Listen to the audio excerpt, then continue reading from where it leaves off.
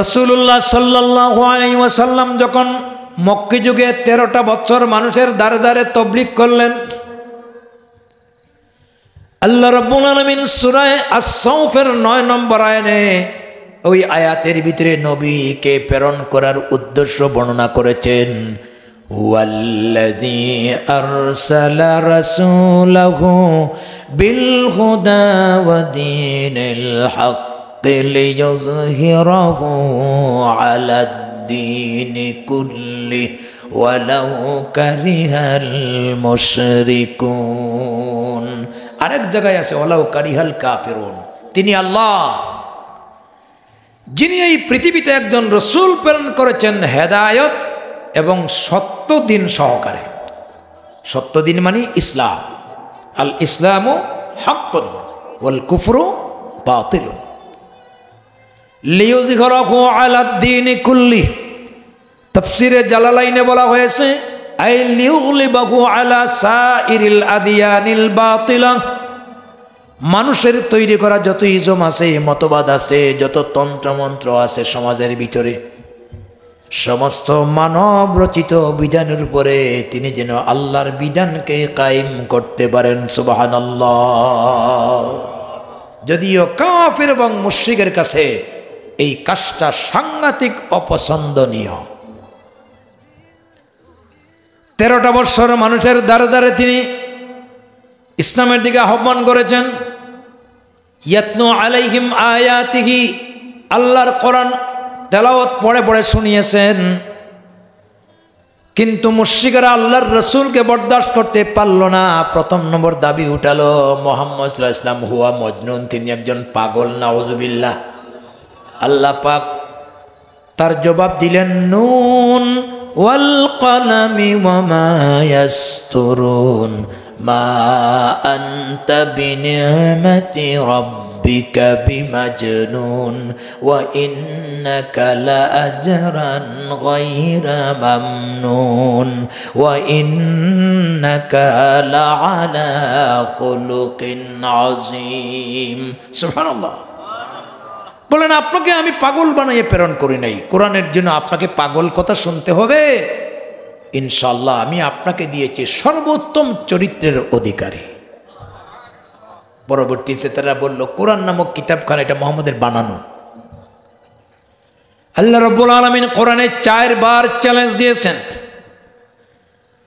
এর ভিতরে একবার জিন আর ইনসানকে মিলাইয়া কুল ফাআতু, আল্লাহ তাআলা বলেছেন কুল লা ইন জাতামাআতিল ইনসু ওয়াল জিন্নু আলা আন ইয়াতু বিমিসলি হাযাল কুরআন।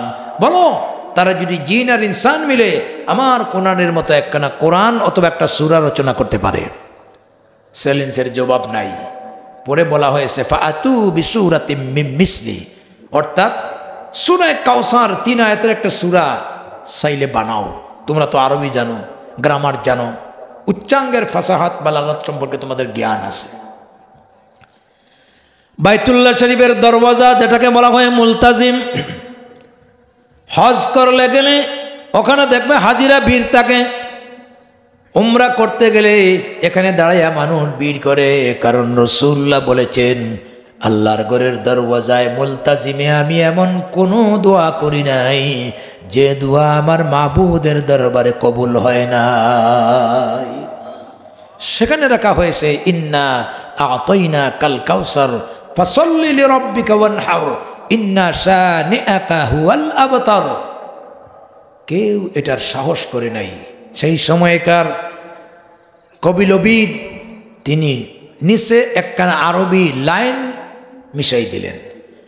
ইন্না পড়েন ইন্না আ'তাইনাকাল কাউসার ফাসাল্লি লিরাব্বিকা ওয়ানহার ইন্না শানিআকা হুয়াল আবতার লাইসা হাযা মিন কালামিল বাশার। আল্লাহু আকবার। বলছে এটা মানব রচিত কোনো গ্রন্থ নয়, এটা আল্লাহ পাকের কালাম। কোরআন কার কালাম? সন্দেহ আছে? 1500 বছর আগে এইভাবে নাজিল হয়েছিল আজও সেইভাবে আছে কি নাই? কিয়ামত পর্যন্ত থাকবে। এটি অতীতে বিরোধিতা হয়েছে, ভবিষ্যতেও হবে, কিন্তু কোনো মায়ের পুতের সাহস নাই এটাকে ধ্বংস করতে, কারণ এই কোরআনের হেফাজত নিয়েছেন স্বয়ং আল্লাহ। ইন্না নাহনু নাযালনা যিকর ওয়া ইন্না লাহু লাহাফিজুন। এই কোরআন আমি নাজিল করেছি, আমি আল্লাহ অবশ্যই এটাকে হেফাজত করব। আজকের একজন হিন্দু গায়ক এত সুন্দর চমৎকার একটা গান গাইছেন, যদি আগুন লেগে পুড়ে যায় পৃথিবীর সব বইয়ের দোকান, তবে বিশ্ব থেকে হারাবে না পবিত্র কুরআন। ঠিক কিনা? ও মুসলমানরা, ইতিমধ্যে আল্লাহর রসুল মদিনায় হিজরত করেছেন। মুশরিকরা দারুন নাদওয়াতে বসে বসে আল্লাহর রসুলকে হত্যা করার প্ল্যান করেছে। তাদের এই প্ল্যান কেউ জানে আর না জানে, জান্নাওয়ালা একজন আছেন, কথা বলে না। তিনি কে? আমার আল্লাহ রাব্বুল আলামিন জিবরিলের মাধ্যমে তাদের সমস্ত চক্রান্ত ওপেন সিক্রেট করে দিলেন। এরপরে বললেন, ইয়া রাসূলুল্লাহ, ইয়া হাবিবাল্লাহ, এই মক্কা নগরী আপনার জন্য এখন সেফ না, আপনি তাড়াতাড়ি মদিনায় হিজরত করেন। আমি আল্লাহ রাব্বুল আলামিন মদিনার পবিত্র ভূমিকে নিরাপদ নগরী বানায়া দিলাম। হুজুর চলে গেলেন। মক্কা শরীফের একজন তরুণ যুবক, তার নাম আব্দুল উজ্জা। আমরা যেভাবে আব্দুর রহমান, আব্দুল্লাহ আল্লাহর সাথে সংযুক্ত করে নাম রাখি, তারাও তাদের দেব দেবতার সাথে সংযুক্ত করে সন্তানের নাম রাখে। আব্দুল উজ্জা, উজ্জা দেবীর পুত্র বা বান্দা। তার বাবা মারা গেছে, এতিম সন্তান, চাচার কুলে লালিত পালিত হয়েছে। জাগা জমি সোনা দানা গুড়া গাধা উট দিয়ে চাচা সন্তানকে বড় করেছে। এই যুবক ছেলে যদিও মুশরিক, কিন্তু আল্লাহর কোরআন তেলাওয়াত জানে। আজকেও পৃথিবীতে যারা অমুসলিম, হিন্দু, বৌদ্ধ, খ্রিস্টান আছে, তাদের ভিতরেও বড় বড় পণ্ডিত আছে, পুরোহিত আছে, আপনি জানেন না, কিন্তু তারা নবী রাসূলের নাম জানে। আছে না? দি 100 জন মহামনীষীদের জীবনী। মাইকেল এইচ হার্ট সারা দুনিয়া থেকে বাছাই করে এই বইটা তিনি বিশ্বের দরবারে দিয়েছেন। যার নাম দিয়ে বইটা রচনা করেছেন তিনি আপনার নবী, আমার নবী, বিশ্ব নবী, করুণার ছবি মুহাম্মদুর রাসূলুল্লাহ সাল্লাল্লাহু আলাইহি ওয়াসাল্লাম। নবীরে না জানলে আল্লাহ রসুলের প্রথম পর্যায়ে দেয় কেমনে? আল্লামা বাইয়মপুরীর নাম শুনছেন? হ্যাঁ, এখানে তো বাবারা আছেন, আপনারা দেখছেন, আমরা দেখি নাই। আমার আব্বা দেখছেন। বন্দরবাজার আজকের যেটা কেন্দ্রীয় জামে মসজিদ, সেখানে তিনি খুতবা দিতেন। অনেকে বলতেন বাইয়মপুরীরে দেখতে চাইলে পাতিলের তলা দেব, কিন্তু এত জ্ঞান।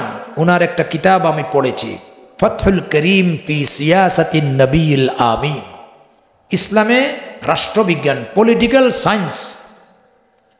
তার আরো বই আছে, একটা বই আছে সত্যের আলো। এখানে তিনি বিধর্মীদের বিভিন্ন শ্লোক আনছেন, যেখানে আল্লাহ রসুলের প্রশংসা করা হয়েছে। পবিত্র বেদ হিন্দুদের একখান ধর্মগ্রন্থ। হিন্দুর মৃত্যুর যখন উপক্রম হয়ে যায়, গলায় গেড় গেড় গেড় গেড় করে আওয়াজ দেয়, তখন তাদের পুরোহিত একটা কানে কানে শ্লোক শোনায়।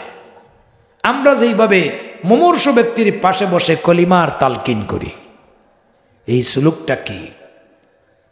এটাকে বলা হয়েছে অনকাহি।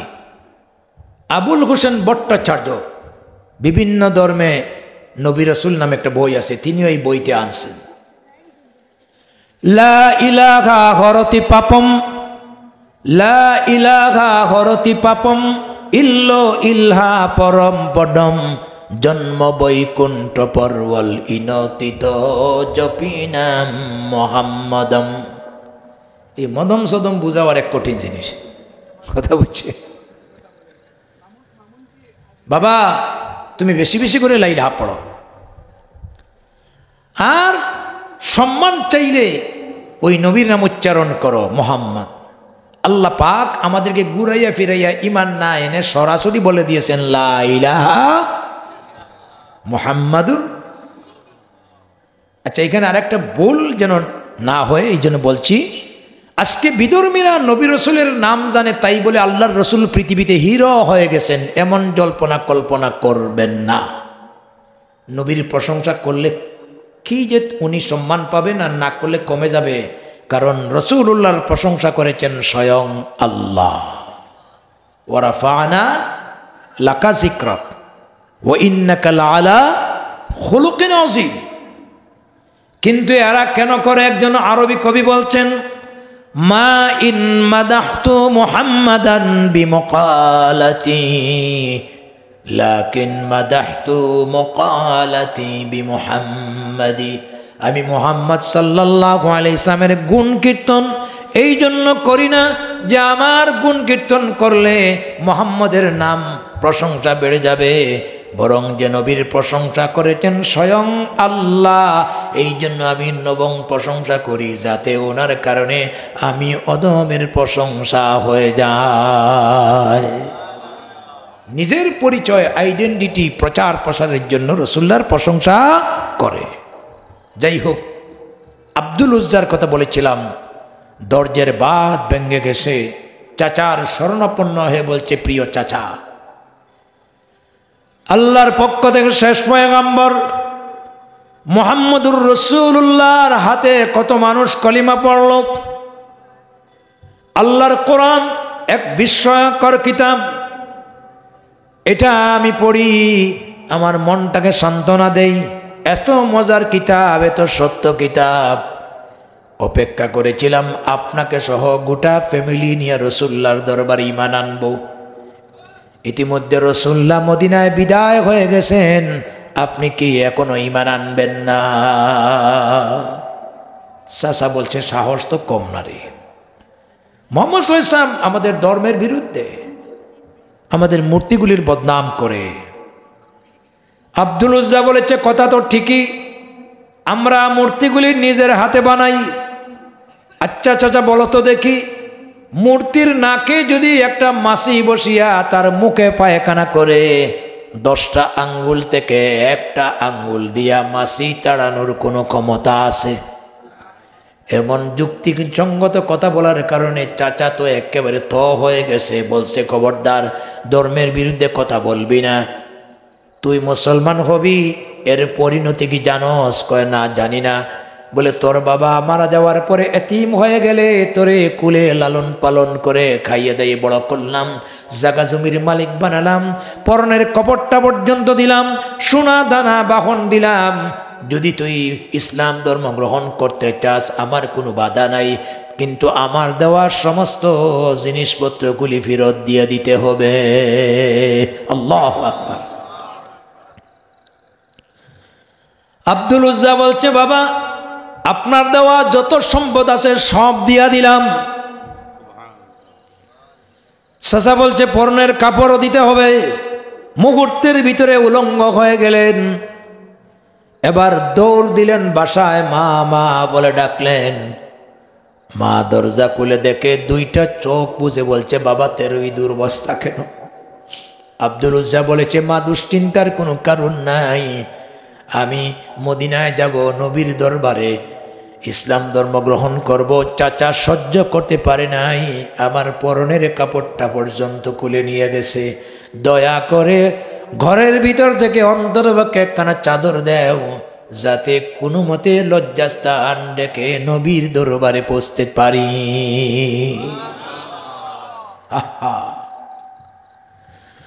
মা একখানা পুরাতন কাপড় বা চাদর দিছে, 2 টুকরা করে 1 টুকরা দিয়া লজ্জাস্থান ডাকছেন। আরেক টুকরা দিয়া ঘা ডাকছেন। এই জন্য তার নামের পিছনে লকব হলো জুলবাজাদাইন, দুই কাপড়ওয়ালা। তিনি জানেন রাত্রে নবীজি তাহাজ্জুদ সালাতের জন্য উঠবেন, মসজিদে নববীর বাইতুস সালামের দরওয়াজার সামনে গিয়া বসে আছেন। আল্লাহর নবী বের হইয়া জিজ্ঞাসা করলেন, মান আনতা, তুমি কে? বলছে আনা আব্দুল উজ্জা। নবীজি বললেন, কিসের জন্য এসেছো? বলে, ইয়া রাসূলুল্লাহ, উদ্দেশ্য ছিল গোটা পরিবার নিয়ে তোমার কাছে তৌহিদের শরবত পান করব। চাচার কারণে পারি নাই, পরনের কাপড়টা পর্যন্ত নিয়ে গেছে। মায়ের কাছ থেকে ভিক্ষা চাইয়া একখানা চাদর নিয়ে দুই টুকরা করে লজ্জাস্থান ডাকছি, আর এক টুকরা দিয়া গা ডাকছি, এসেছি তৌহিদের শরবত পান করতে। রাসূলুল্লাহ বলেন, তাহলে বাবা পড়ো লা ইলাহা ইল্লাল্লাহু মুহাম্মাদুর রাসূলুল্লাহ। একটু প্রাণ খুলে মহব্বতের সাথে জিকির করেন লা ইলাহা, জোরে সুরে লা ইলাহা ইল্লাল্লাহ সুবহানাল্লাহ আলহামদুলিল্লাহ লা ইলাহা ইল্লাল্লাহ। নেই কেউ নেই আল্লাহ ছাড়া, লা ইলাহা ইল্লাল্লাহ সুবহানাল্লাহ আলহামদুলিল্লাহ লা ইলাহা ইল্লাল্লাহ লা ইলাহা ইল্লাল্লাহ মুহাম্মাদুর রাসূলুল্লাহ সাল্লাল্লাহু আলাইহি ওয়াসাল্লাম। রাসূলুল্লাহ বললেন, তুমি ঈমান গ্রহণ করেছ, তোমার নাম আব্দুল উজ্জা, আজ থেকে তোমার নাম রাখা হলো আব্দুল্লাহ জুলবাজাদাইন রাদিয়াল্লাহু তাআলা আনহু। আল্লাহ তাআলার কাছে দুইটা নাম বড় পছন্দনীয়, একটা নাম হলো আব্দুল্লাহ আর আরেকটা নাম হলো আব্দুর রহমান, ঠিক কিনা? নাম রাখবেন সুন্দর নাম, ভালো অর্থ। আধুনিক এই যুগ মনে করে শিয়ালের সাথে, বিড়ালের সাথে, কুকুরের সাথে মিশাইয়া নাম রাখবেন। কিয়ামতের দিন আল্লাহ তাআলা অনেক তার বান্দাবান্দিকে ভালো নামের জরিয়ায় মাফ করে দিবেন। এখন কি যে নাম রাখে, মুসলমান না হিন্দু চিনা বড় মুশকিল হয়ে গেছে। ছেলেরা মেয়ে সাজতে চায় আর মেয়েরা ছেলে সাজতে চায়। চুল কাটার ডিজাইন দেখছেন নি আপনারা? এখন তো আরেক নতুন ফিতনা শুরু হয়েছে, শরীফ থেকে শরীফা, হরমোন চেঞ্জ করে পুরুষ থেকে নারী হয়ে যাচ্ছে। নাউযুবিল্লাহ। এটা আমি এখন বলবো না, এটা নিয়ে আমি গবেষণা করছি। গত জুমা আমি বলেছি, পরবর্তী জুমাতে ভালো করে গবেষণা না করে, তত্ত্ব উপাত্ত না নিয়ে কথা বলবো না। এইভাবে ভাইরা আমার, মহিলারা এখন বব কাটিং চুল লাগে, দেখছেন নি আপনারা? মহিলাদের চুল কাটার সেলুন আসেনি বিয়ানীবাজারে? হায় হায়, বুড়া চাচারা বসে আছেন, শাশিরে কোনোদিন সেলুনে নিছেননি? হায় রে হায়। সিলেট শহরে মাইকিং করতেছে, ইনশাআল্লাহ আগামী শুক্রবার পবিত্র মিলাদ শরীফের মাধ্যমে শুভ উদ্বোধন হতে যাচ্ছে নাইস বিউটি পার্লার। কি জিনিসটা, কি জিনিস দিয়া করতেছে। অথচ এই যুগে মিডিয়ার মাধ্যমে আমরা জানতে পারি বেশিরভাগ এই সমস্ত চুল কাটার সেলুনের নামে দেহ ব্যবসা হচ্ছে। আব্দুল্লাহ জুলবাজাদাইন আসহাবে সুফার বাসিন্দা হয়ে গেলেন। রাত যখন গভীর হয়ে যায়, মানুষ যখন ঘুমাইয়া পড়ে, আব্দুল্লাহ জুলবাজাদাইন জুড়ে জুড়ে গলার স্বর আর যত মেলোডি দিয়া আছে, সব স্বর আর মেলোডি উজাড় করে আল্লাহ রব্বুল আলামিনের কোরআনে কারীম তেলাওয়াত করে। মানুষের ঘুমে ডিস্টার্ব হয়। আসহাবে সুফার বাসিন্দারা রাসূলুল্লাহর কাছে তারা নালিশ দিল, আপনার আব্দুল্লাহর কারণে, জুরে কোরআন পড়ার কারণে আমরা ঘুমাইতে পারি না। মতওয়াজ্জা আমার দিকে, কথাগুলি শুনতেছেন? আল্লাহর নবী বললেন, ও আমার সাহাবীরা, আমার এই তরুণ নবমুসলিম আব্দুল্লাহ জুল বাজাদাইনরে কোরআন তেলাওয়াতে বাধা দিও না। সে মক্কা থেকে খালি গায়ে শুধু একখানা চাদর নিয়ে এসেছে, সব কুয়ে এসেছে। তার ইমান আর তোমাদের ইমানের ভিতরে পার্থক্য আছে। গভীর রাত্রে যখন আল্লাহর কোরআন মধুর কণ্ঠে তিলাওয়াত করে, তার তেলাওয়াত শোনার জন্য আল্লাহ রাব্বুল আলামিনের পক্ষ থেকে যাকে যাকে ফেরেশতারা অবতরণ করে। ইতিমধ্যে তবুকের যুদ্ধের সুর বেজে গেছে। বাজিজে দামামা বাদরে আমামা, বাজিজে দামামা বাদরে আমামা, শির উঁচু করি মুসলমান, দাওয়াত এসেছে নয়া জামানায়, বাঙ্গা কিল্লায় উড়াও নিশান। ঠিক না? জাতীয় কবি নজরুল রসুল্লাহ চাঁদা কালেকশন করছেন, মুজাহিদরা নাম লিস্টি করছে, মহিলারা নাকের ফুল কানের দুল, আবু বকর ওমর ওসমান আলী যার যার সামর্থ্য অনুযায়ী দান খয়রাত করছেন। আব্দুল্লাহ জুল বাজাদাইন বললেন, ইয়া রাসূলুল্লাহ, মুজাহিদের নামের ভিতরে আমারও ঢুকাইয়া দেন। নবীজি বললেন, তুমি নবমুসলিম, জিহাদের ট্রেনিং এখনো নিতে পারে নাই, প্রশিক্ষণ গ্রহণ করো। আমি আল্লাহ রাব্বুল আলামিনের কাছে দরখাস্ত করব, আগামী যেন তুমি মুজাহিদ হিসাবে নিজেকে গড়ে তুলতে পারো। আব্দুল্লাহ জুল বাজাদাইন বলছে, ইয়া রাসূলুল্লাহ, ইয়া হাবিবাল্লাহ, আমারে কিছুতেই বাধা দিবেন না। আমি চাই ওই জিহাদে মুশরিকদের সঙ্গে যুদ্ধ করে যেন শহীদ হতে পারি। ও মুসলমানেরা, নবীজি বললেন, গাছের এক টুকরা বাকল আনো। হাতে বাকল দিয়ে বললেন, রব্বুল আলামিন, মুশরিকদের জন্য আমি আব্দুল্লাহ জুল বাজাদাইনের শরীরটাকে হারাম করে দিলাম।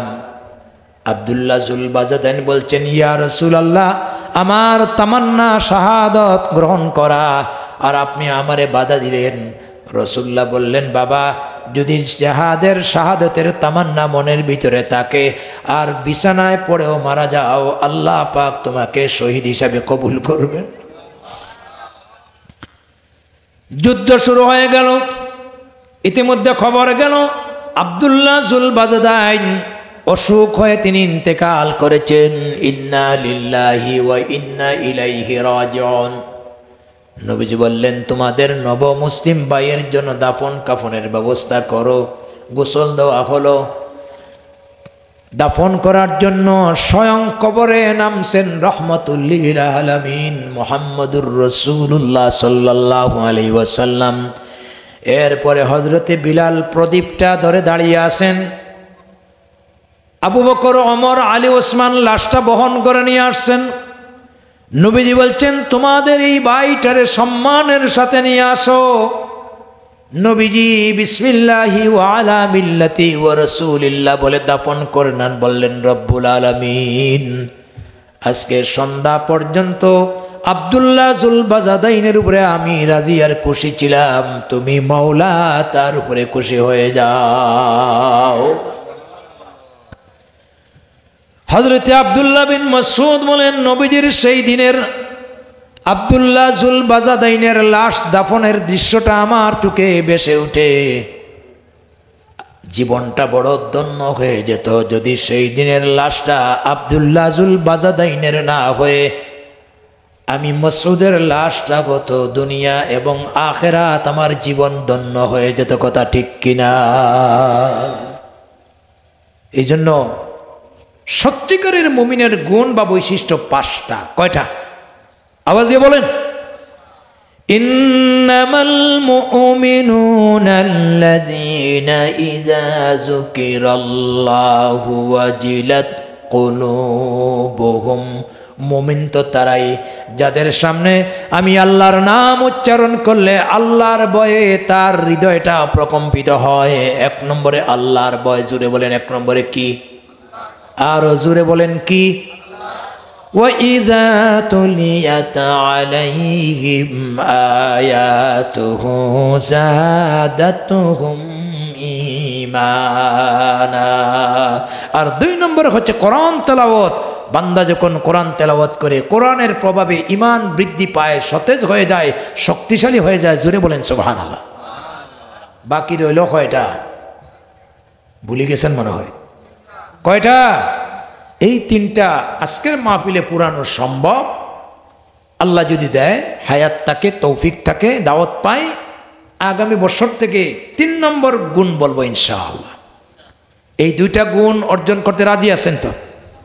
কোরআনে কারীম তেলাওয়াত করবেন, ওয়ারাত্তিলিল কোরআনা তারতিলা, আয় তাজবিদা, বিশুদ্ধভাবে। আল্লাহ রাব্বুল আলামিন সূরাতুল বাকারায় বলেছেন, আল্লাযীনা আতাইনাহুমুল কিতাবা ইয়াতলুনাহু হাক্কা তিলাওয়াতিহি, আমি যাদেরকে আমার কিতাব দিয়েছি তারা কিতাবের হক আদায় করে তিলাওয়াত করে। তাহলে শুধু পড়লে তিলাওয়াত করলে চলবে না, কোরআন তেলাওয়াতের হক আদায় আছে, ঠিক কিনা? 3টা হক। 1 নম্বরে বিশুদ্ধভাবে তিলাওয়াত করা, 2 নম্বরে মর্ম উদ্ঘাটন করা। বহু মুসলমান আছে বলে কোরআন তো বুঝি না, এই জন্য পড়ি না। এটা না পড়ার বাহানা। সমস্ত কোরআন বোঝার দরকার নাই। অন্ততপক্ষে নামাজের ভিতরে যেই সূরা কেরাত পড়েন এগুলা যদি বোঝার চেষ্টা করেন, আল্লাহ পাক কোরআনে কারীমে বলছেন, ওয়ালাকাদ ইয়াসসারনাল কুরআনা লিযিকরি ফাহাল মিন মুদ্দাকির। আমার এই কোরআন কেউ যদি বুঝার চেষ্টা করে তাকে বুঝার জন্য সহজ বানিয়ে দিয়েছি। আছে কি কেউ আল্লাহর কোরআন থেকে উপদেশ গ্রহণ করতে? এই জন্য বুঝে বুঝে কোরআন পড়লে মজা লাগবে, নামাজে স্বাদ লাগবে। আর নবীজি বলেছেন, কিয়ামতের দিন 2টা জিনিস আল্লাহর বান্দা বান্দিকে জান্নাতে নেওয়ার জন্য আল্লাহর সাথে সুপারিশ করবে। একটা হলো রোজা আর আরেকটা কোরআন। সিয়াম বলবে রব্বুল আলামিন, আয় মানাতুহু ফিত তাম, দিনের বেলায় খাবার দাবার, পানাহার এবং সকল প্রকারের সেন্সিবল ওয়ার্ক, যৌনাঙ্গমূলক কাজ থেকে আমি তার বিরত রাখছি। কোরআন বলবে রব্বুল আলামিন 20 রাকাত তারাবির নামাজের ভিতরে কোরআন পড়েছে, তাকে ঘুমে ডিস্টার্ব দিয়েছি, সুতরাং আমি তোমার বান্দা বান্দির জন্য সুপারিশ করতেছি। আল্লাহ পাক বলবেন, তোমরা সাক্ষ্য থাকো, আমি কোরআন আমার কিতাব, সিয়াম আমার বিধান, তোমাদের সাক্ষ্য শুধু গ্রহণ করি নাই, আমি আমার বান্দার জিন্দেগির গুনাহগুলি মাফ করে দিলাম। 5টা মিনিট আছে মাত্র। আমার ভাই সিলেটের নন্দিত মুফাসসির, জিঙ্গাবাড়ি ফাজিল মাদ্রাসার প্রিন্সিপাল হযরত মাওলানা হাফিজুর রহমান সাহেব বারাকাল্লাহু ফি হায়াতি, চিনেন তো আপনারা? সারা বাংলাদেশ চষে বেড়াচ্ছেন। আপনারা তো খালি মেড ইন ঢাকা আর বিড়ালের আওয়াজ আর শিয়ালের আওয়াজ চিল্লায়। এই সিলেটে আল্লাহ পাক কত গুণী, কত কোরআনের আলেম রাখছেন, কোরআনের পাখি রাখছেন।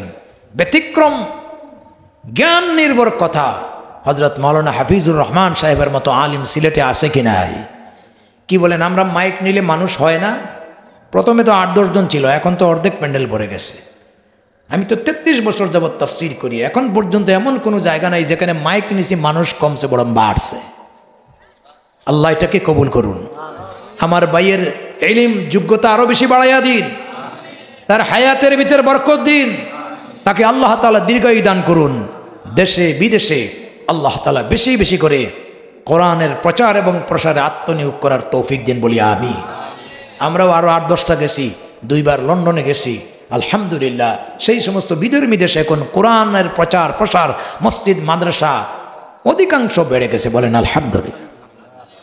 এই জন্য শেষ কথা বলতে চাই যে খাঁটি মুমিনের বৈশিষ্ট্য 5টা, এর মধ্যে আজকে বলছি কয়টা? 2টা। একটা আল্লাহর ভয়, আর 2 নম্বরে কোরআন তেলাওয়াত। এই কোরআন পড়বো তো ইনশাআল্লাহ, ঘরে ঘরে কোরআন তেলাওয়াত করবো, রাজি আছেন? এই যে মাগরিবের পরে সূরা ওয়াকিআত তিলাওয়াত হলো, আব্দুল্লাহ বিন মাসউদ বলেছেন, যেই ঘরে সন্ধ্যা এবং আপনার সকালবেলা এবং সন্ধ্যাবেলায় সূরাতুল ওয়াকিআতের তেলাওয়াত হয়, এই ঘরে কোনোদিন অভাব হবে না। আমার ছেলে এশার পরে সূরাতুল মুলক তিলাওয়াত করেছে, সে হাফিজ, ঢাকা তামিরুল মিল্লাতের ছাত্র আলিম পড়তেছে। দোয়া করবেন আল্লাহ তাআলা তাকে জেহনে জাকি, ফাহমে কামিল যেন দান করে।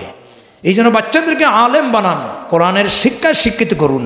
এখন যেই স্কুল কলেজগুলি শিক্ষা ব্যবস্থা শুরু হয়েছে, ভবিষ্যতে এই সমস্ত পড়াশোনা করে মাস্টার ডিগ্রি অর্জন করে মানুষ হওয়ার কোনো সুযোগ নাই। ক্লাস 8-এর ছেলেরা যৌন শিক্ষা দেওয়া হচ্ছে। কি বলবো আপনাদেরকে, গত বছর বলছে মানুষ বানর থেকে উৎপত্তি, এবার নতুন করে আর শুরু করছে। মালয়েশিয়া দেখলাম সকালবেলার আপনার প্রাইমারি স্কুল, সেখানে স্কুল ক্লাস শুরু হয় কোরআন তেলাওয়াত দিয়া, আর ছাত্রদেরকে ছুটি দেওয়া হয় ইসলামী সঙ্গীত দিয়া। International Islamic university of Malaysia প্রধান ফটকে পানির ফোয়ারা, ইকরা বিস্মি রব্বিকাল্লাযী খালাক, খালাকাল ইনসানা মিন আলাক নজর কাড়ে। আজ 85% মুসলমানের দেশে ঢাকা বিশ্ববিদ্যালয় থেকে ইকরা বিস্মিকে বিদায় করে দেওয়া হয়েছে, সংবিধান থেকে আল্লাহর উপর আস্থা বিদায় করে দেওয়া হয়েছে, বিসমিল্লাহ বিদায় করে দেওয়া হয়েছে। রিসেন্টলি ন্যাশনাল ইউনিভার্সিটির মনোগ্রামে পড়ো তোমার প্রবণ নামে বিদায় করে দেওয়া হয়েছে। এই যদি হয় বাংলাদেশের অবস্থা, এই দেশের মানুষ মূর্খতারা কিছুই পাবে না। 85% মুসলমানের দেশে এগুলো বন্ধ হওয়া দরকার আছে কি নাই? যদি এগুলো পুনরুদ্ধার করতে হয়, বুকের তাজা রক্ত দিয়ে আল্লাহর জমিনে আল্লাহর দিন কায়েম করতে ঐক্যবদ্ধ আছেন? কারা ঐক্যবদ্ধ আছেন? 2 হাত উঁচু করে দেখান। নারে তাকবীর। আল কোরআনের আলো, আল হাদিসের আলো, নারে তাকবীর। হাত নামান। ভালো থাকুন, সুস্থ থাকুন, এই আশাবাদ ব্যক্ত করে আমি আমার আলোচনা খাঁটি মুমিনের বৈশিষ্ট্য বা গুণাবলী এই বিষয়ের উপরে আলোচনা শেষ করে নিয়েছি। ওমা আলাইনা ইল্লাল বালাগ। আসসালামু আলাইকুম ওয়া রাহমাতুল্লাহি ওয়া বারাকাতুহু।